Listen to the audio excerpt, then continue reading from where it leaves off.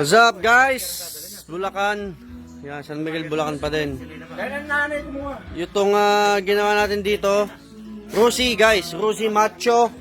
Ano bang sisi nito? 150. Yan. So ginawa natin dito guys, two-way alarm. Two-way alarm, kinabit natin sa Rusi Macho 150. So testingin natin. Ito po yung remote na to. Pareho lang. Ang pinagkaiba niya, ito yung two-way. Yung nag-alarm din. Tsaka may locator siya. So tabi na natin yung isa. So ito, locator to. Pag pinindot mo yan, yan. Pag ginahanap mo yung motor sa parking, yan. Ito, double click, auto start. Sa Rusi po ito. Yan guys, maandar na. Maandar na siya. Yan, kita nyo naman. Tapos, patayin natin dito. Yan.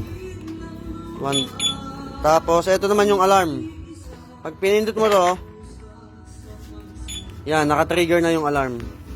So, kapag ginalaw to, first attempt, ganun siya. Tapos second attempt, ayan, nag-alarm yung remote at saka yung motor. Ayan guys. Hindi na siya mapapaandar pagka ganyan, ha? Tapos patay natin, disarm. Disarm natin, silent mode. 5 times yung lock sign. 1, 2, 3, 4, 5. So, ang mag-a-alarm lang, remote. Ayan guys.